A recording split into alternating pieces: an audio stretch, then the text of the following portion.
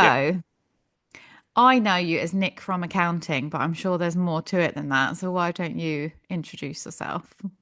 Yep. So hello to everyone watching or listening. So my name's Nick. Whilst I am a chartered accountant by trade, really kind of peeling back the curtain on that, I am I'm a new father. I love to cook. I take part in running competitive races, and I'm also a musician in my spare time as well. What instrument? So my primary instrument is the guitar, but I did learn to play the piano when I was 8. So that's a Amazing. secondary thing. And I also learned to play the drums from my older brother, who is a drummer in his own right. Wow. Okay. Very musical family. Just the two of us, actually. It was not something that came from the family at all. We come from a family of military men, and so we disappointed everyone in that regard. But no, yeah. So it didn't come from the father's side, and my mum was a very busy working woman her entire life. Um, so although she has quite a good music collection, she was not a musical performer in any way. Okay. So where did it come from? Because normally, sort of music talents runs in the family, right? I try to think back about it. The earliest memory I have, and the problem is there's definitely something that led up to this memory, but that bit I can't remember. But I remember being in middle school, probably about 8 years old, and I something had got me to decide, oh, I want to learn to play an instrument. And I remember having literally names of instruments in a hat, and I pulled one out, and that one was the piano. I think actually now that I'm talking to you about it, I think where it came from was at my nan and granddad's house growing up. They had a mini Yeah. grand piano in the living room, and I think when I must have expressed an interest in learning to play it, and my nan and granddad probably said to my mum, we probably don't want this in the house anymore. So if he's going to have lessons, you can have it at home. And then I think that's where it all Amazing. began. Oh, I'd love that. I'd love to be able to play the piano. I mean, it's such a skill. Being musically minded is wonderful. Vastly different to accounting. Yes, accounting is, I'm sure we'll touch on this a bit more later, but accounting is a profession I sort of fell into rather than actively chose to do it because my coming out of college, my subject was very mixed, quite eclectic. It certainly didn't put me in any one particular path. I very much had a bit of a blend of creative and, um, you know, scientific based studies going through that sort of time. Um, Mm. but it was more a case of I needed some kind of full-time work and I happened to have a contact at a local college and then I went for a chat with them and it took on from there. Okay, interesting. So, what did you study at college? So when I was in college, my choice of A levels were so the stuff that you would probably associate with accountancy. I did a maths A level, and I did a English language A level as well. I also took up a further maths AS level. For anyone who's done that, you know the pain and the misery of it. I would not recommend it to anybody unless you really want to dive into that kind of world. But then adjacent to that, I did a music A level Yep. and I also did a media studies A level as well because I was very into cinematography and film at the same time. So quite a broad spectrum. And, I knew that when I did my exams, my A levels, I didn't really want to go to university. I didn't particularly have a career goal in mind. And what I was taught growing up was university is very much a place you should go if there is a specific need for it to get to a goal. But because I didn't Hmm. have a goal, I didn't go. Um, and then that led on to I can't just work at this Saturday job forever. I need to do something. And then yeah, so I guess to move on a little bit from why I hinted to, Um, my stepmom had a friend who worked at the apprenticeships part of Brighton City College, and they were doing accounting apprenticeships where you would study the technician level qualification, which is called the AAT. So I had a chat with her, had a job interview with the associated firm, which they took me on. I was the very first apprentice they ever took on a 1 year contract. Um, and after I did that first year, um, I kind of just fallen into the groove of it. It complemented, I guess, the mathematical part of my brain. And the people I worked with were really, really great. So, and it came with the opportunity of having like a chartered qualification. And I kind of saw that as my alternative to going to university. So I decided to pursue ahead with that. And they gave me a permanent contract after the initial year, and then the rest is history. That's really interesting. And actually, apprenticeships are proving very popular. Whether that's because people don't want to take on student debt, I'm not sure. But I mean, that's a great entry into the world of accounting. But Yeah, and when we have trainees coming in and graduates, um, I'll give a recent example. We had a chap who was a school leaver out of college. He came to us at 18 years of old.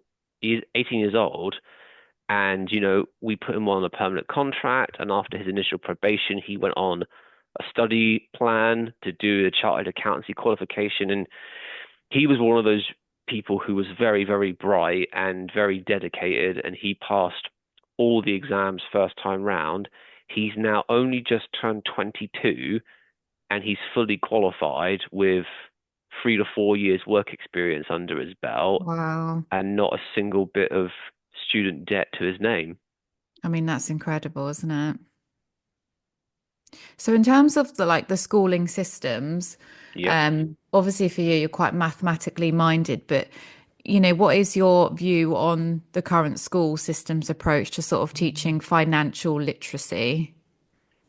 Well, we have to bear in mind I've been out the school system for a little while now, but based on what my experience was, the only way you could really learn anything financially literature at school was after, compulsory school. If you went to college and they had an AS in personal finance.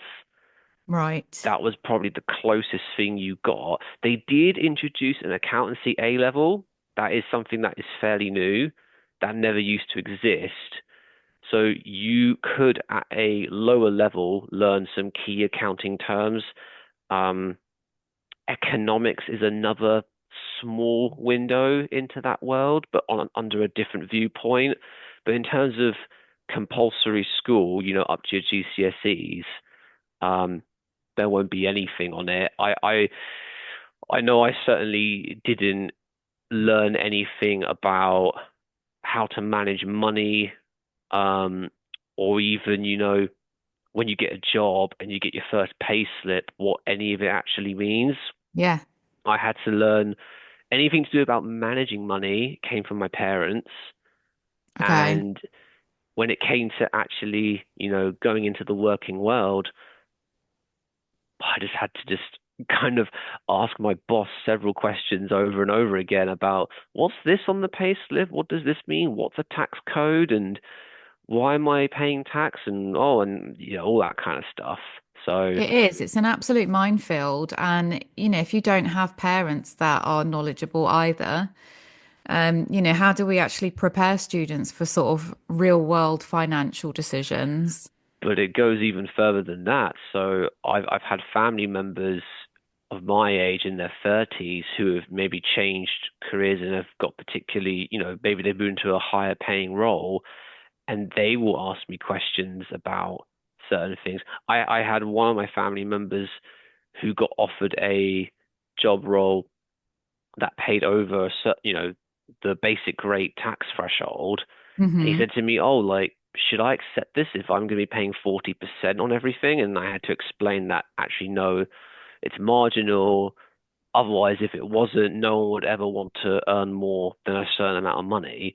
Yeah. Um, But yeah, there's so much out there, even if you're not involved in business itself. Um, there's so much to learn and to understand, and if you don't know it, then you could be losing money month to month when you get paid. And just as you kind of talking about, there's real life financial decisions that you need to have some financial literacy behind you. One of the key ones is, for me, I think about people who buy property, buy their Yes, first homes. It's probably the biggest commitment and the most expensive purchase you'll ever make. And some people, you know, just don't know enough about, managing money or what they're actually getting involved into, the concept of negative equity, if anyone ever found themselves in that, what it means yeah. to borrow money, um, what your obligations are. Those are all sorts of things, Jem, all There sorts of is, and things. the risks associated with it as well. And things like pension contributions, and like you say, moving from tax brackets, it is an Yeah. absolute minefield. And I just don't know that we're ever prepared for it when we come out of school. So I think, No. if you're a young professional or a business owner, how important is it to understand concepts like budgeting, taxes, investments? Well, I mean, if you're going into business for yourself, then it's critical. Um, I've worked in accountancy and business finance for over a decade, and I have quite a key role in meeting clients, managing not only the service we do for them, but where applicable, pick up on cues for them to either make good decisions or not. And my experience is that if a business fails, the most common reason for that is bad cash management, whether it be that they took on a whole bunch of work but were unable to deliver it, or they did the work, but unfortunately they got involved with customers who don't pay, and they Yes, didn't have yeah, any systems of, debt recovery, and therefore they had other financial obligations that were creeping up, but no money to sustain them. And yeah, then that might lead into borrowing more money, which just compounds the issue even further. So cash management is absolutely critical, and part of cash management is a budget. A realistic budget, though. Me and a colleague did a almost like a seminar a couple of months ago, and part of that covered budgeting. And a a good budget should be based on attainable results that are backed up by real world scenarios. It shouldn't just be an arbitrary blanket approach and then you apply a percentage on top of it. It should be, looking ahead at what you've got going on, real world factors, and adjusting it. And that's another thing. Good budgets, you adjust them throughout the year or flex them as they're referred to. yeah, So your starting point on month one, by the time you get to month seven, actually, there might have been a key event that's changed the trajectory of that. Maybe, as the business, you won more clients than you thought, or perhaps maybe you expanded and you took on your first employee, and therefore your previous budget has to be completely redone because it's just not the same circumstances anymore. yeah, that's really useful advice. And what do you think sort of some of the common mistakes are? Because when we're talking about budgeting, often when people go into business on their own, they think that they need some sort of like plush office space and they waste money where they can't really afford for it to be wasted. So, what are some of the like common mistakes that you see and how can they avoid doing that?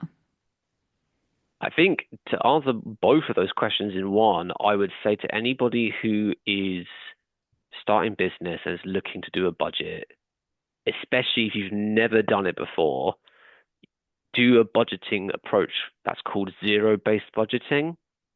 A zero-based budget is literally you start off with just a blank piece of paper and you have to, this is particularly on costs. This is really it scrutinizes costs quite carefully because the idea is you think about all the either costs you have or the potential costs you think you're going to incur because of X, Y, and Z, and you go through every single one of them and you think, can I justify this? What is the actual purpose for this? Do I need it? Renting an office space being one of them. Do you have the capacity to do what you do remotely, at least initially, until there becomes a need to actually rent a space? Um, yeah, a zero-based budgeting approach would be the best one. And hey, even get someone you trust to look over it. Yeah. There's nothing wrong with that. But yeah, a zero-based approach where you scrutinize every potential outgoing you've got. And with income, it's a little trickier because it's inherently uncertain. Granted, so is expenditure to a certain point, but with income, you just have to be a bit more realistic of what's the work I've got, what do we know we're going to have. You can't necessarily project that, oh, I'll increase my revenues by X percentage. You really do, on a month to month basis, have to think about, right, well, what regular work have we potentially won? Hmm. What's one off? Because anything that's one off, you can't really rely on that. So you have to think about constantly repeat work that you've won. Have we potentially lost anybody? You have to make sure that gets adjusted for as you go through. But another thing is, whilst budgets are a really good tool, they're not they're not the be all end all. They are meant to act as a guide for the business owner. It's not absolutes. The key things are cash management, have good connections, have a good accountant or financial advisor in your circle, um, depending on the trade you work in, have a good mentor figure that you can Hmm. rely on, who's been in that field for several years and can share some wisdom with you. Those are some secondary points, I would say. Yeah, and I could not agree more. Do you think it is essential if you are going to into business? It's great if you've got one in your circle, but if you don't, like how important is it to have an accountant? If you think, "Oh, I'm all right with numbers, I think I'll be fine." But then when that brown envelope drops on your door and your heart just sinks because you never know what's inside. Like, is it a good idea to see you at the beginning, or do you have most people come to you sort of when they are in trouble? Well, I'm going to have a biased point of view on this. I'll always say meet someone early, even if you don't engage with their services right away. Um, I would always, once you start trading and there's a bit of a rhythm that's been established, especially in your first year, look at the market, whether it's local small firms or maybe a bigger, more established one, you know, kind of like you would if you dented your car and you wanted to get repaired, you'd go to a few different garages, see what they would quote, what they can do, etc. But different people have different appetites for how much they want to get involved with, professional services. Some people Hmm. just want the annual compliance, the bare minimum, which is, I'll come to you, I'll give you my books, tell me what I've made, what I've got to pay in tax, and what I've got to pay you. See you again next year. Yeah. Some people that's all they want, and that's absolutely fine. Some people want a more of a trusted advisor type relationship. They want someone they can call upon to talk about their plans or ask regular questions. And likewise, they'll expect a bit of a proactivity from the advisor to come back to them. You might meet up a couple of times a year just to sort of see how things are going. And then some people want something in the middle. And I think whenever I'm bringing on new clients and talking to them, one of the questions is always going to be, you know, before we even start, is what do you do, and how can we fit in the picture? What do they initially want us to do from their own words, and then depending on how the conversation goes, it'll be, well, we could do this. Would that be of interest? We could do that. X, Y, and then tailor the service as you get to learn the client. Because if you're a brand new business owner, you might not necessarily know what you want or what you can expect from an accountant, solicitor, whoever it might be. It's one of those things where the relationship will develop over time. Yeah. But I would say as soon as you've started trade, you've got some kind of rhythm going, start having contacts with people. Don't wait until, you either get late submission letters through the door or, you're a year and a half down the road and you've got no money in the bank. And you think, right, now's the time to. Yeah. It's not a cleanup exercise. You want to do it early so you can work with someone regularly. Yeah. And it will give you that peace of mind that you're on the right track. Yeah, absolutely. Or even if it's just, you have a chat part way through the year, you as the business owner talk about what's going on at the moment with your business. One thing I say sometimes to clients is we kind of have the ability to take a set of numbers and form a story out of it. So if someone tells me they think it's all going really well and this, that, and the other, and I look at some numbers from the last 6 months and I'm like, actually, it probably doesn't. What I'm seeing here doesn't quite tie up with that. Well, it could be the other way around, where someone thinks they're in a lot of trouble. They don't know if they've got enough money in the bank to fund things, and then again, it's going through and go, actually, you've made a decent amount of money. You have the ability to finance and budget all these different things. You just don't know what you need to budget yet. Mm. Yeah, that's really interesting. And actually, it's really nice that you offer that sort of tailored approach. Um, so although January is probably your busiest month, what sort of services do you offer, or is it really bespoke depending on the individual? Nothing's really off the table, to be honest. I mean, the bread and butter will be your annual compliance. So whether that's typically the main clientele we have will be self-employed people or limited companies. With Hmm. limited companies, they've got company annual accounts, tax returns, and some company secretarial work. We might also do some personal tax work for the directors involved in those companies. That's like one key business part there. And then another key service is for self-employed individuals or for those who work in partnerships doing the annual tax returns. As I say, that's just the absolute fundamentals.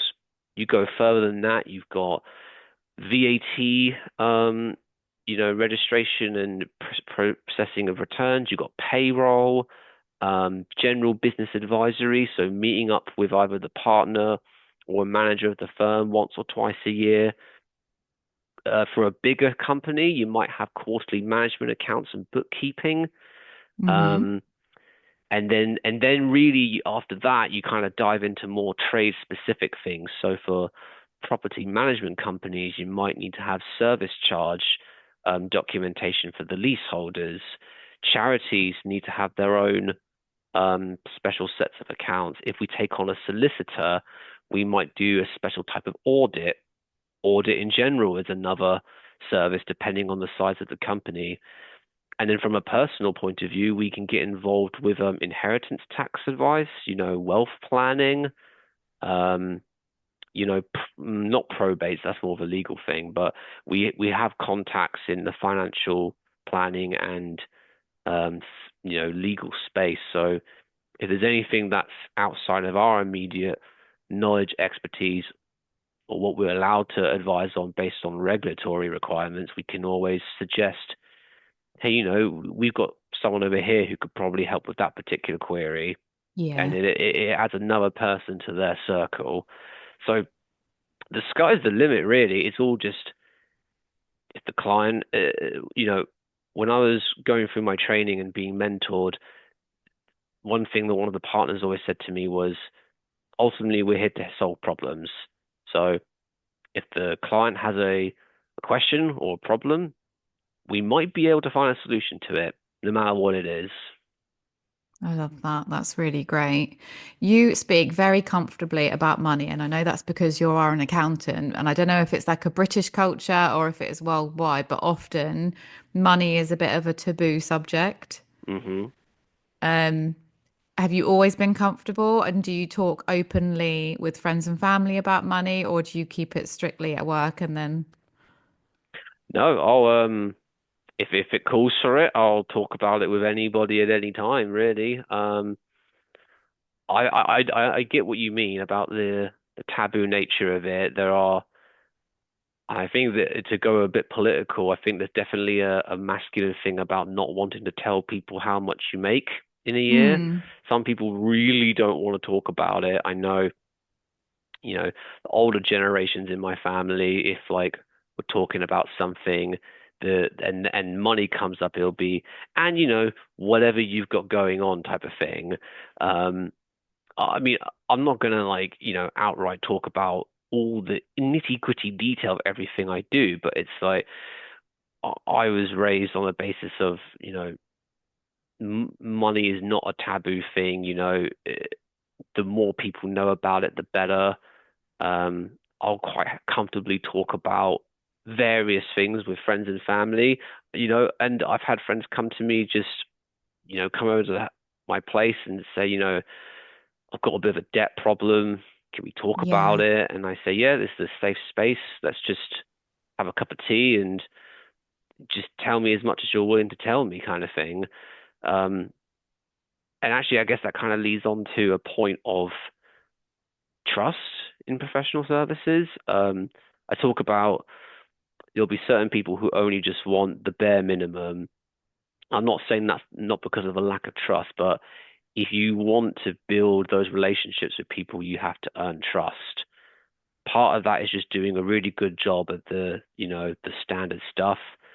Sometimes it's a case of just taking that extra little step of saying, is there anything else? Asking a bit about what's going on in their family life, because you'd be surprised about how many small things can actually help us provide a better service. I'll take an example on retirement planning. If we're dealing with maybe an older client, if I know that maybe they want to retire by a certain age or they want to try and live a certain lifestyle, whilst I can't facilitate that lifestyle for them, I can give them a picture of, well, if you want that, here's here's an idea of how we get there. So nothing's truly off the cards with me. I mean, from a professional standpoint, the more I know about the client, the better, Yeah. as long as they're willing to share it.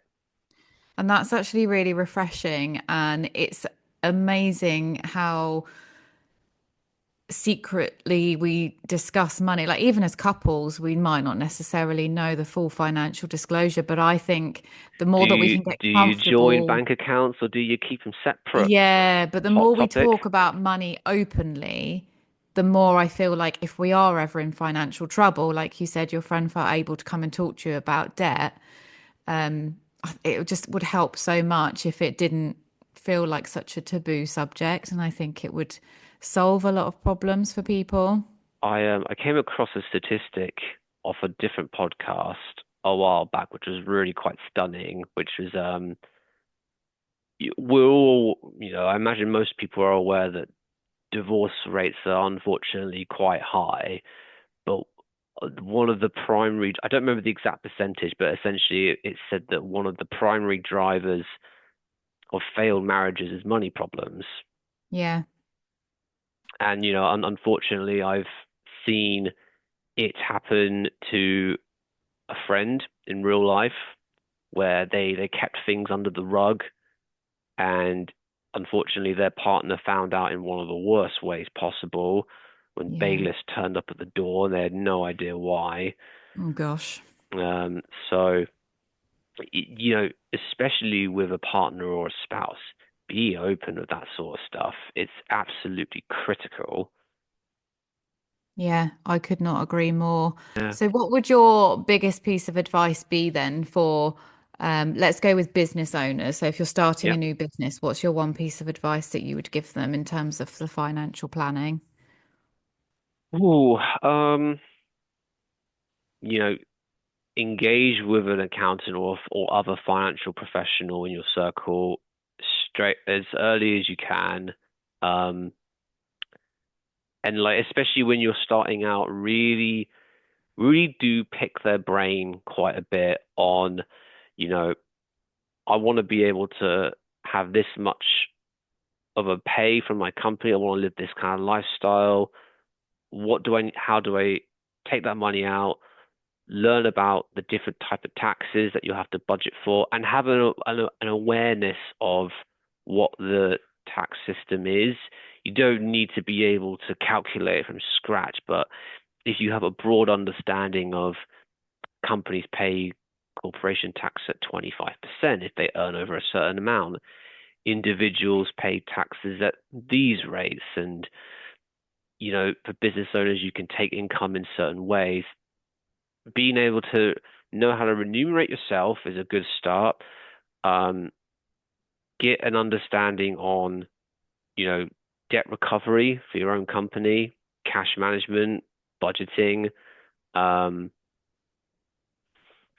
and it kind of goes without saying, but actually have some kind of plan on what you want to achieve before you start it, whether that be you want to grow to a certain size or you want to win certain work in a particular area or field, or if you're doing a not-for-profit thing, what service do you really want to provide to the public, and how do you do that effectively? So essentially, come to you with the business plan and say, this is where I think I'm at, this is where I want to get to. And then you'll help pull in the pieces to say, well, if you want to end up there, this is what you need. Yeah, yeah. I mean, and that's not just something that has to happen at the beginning. That can happen at any point. It might be, we've worked with a client who started off running two hair salons when they first came over to us, and now they now run four, and they're in the middle of acquiring a fifth. And that's not necessarily because we told them to go and buy hair salons, but they came to us with the idea and what their vision was. That's a key thing I forgot to mention. Tell tell your accountant or whoever what's the vision, what's the 3 5 year plan, because if we know where you want to get to, as you said, we can then sort of fill in some of the smaller pieces. That's really useful. And one more, because I think finance is such an important topic. Is there anywhere that any sort of young person can go to understand things like pay slips? Are there sort of like tutorials online? The, I don't know for a certain fact. It's not a specific one I've looked into, but I would imagine there absolutely is. Um, I think younger people are becoming a bit more aware that there's so much. I think with social media helps a lot in a way where it promotes this importance of finance more and more, and the idea of investing money for down the line rather than just spending it or whatever.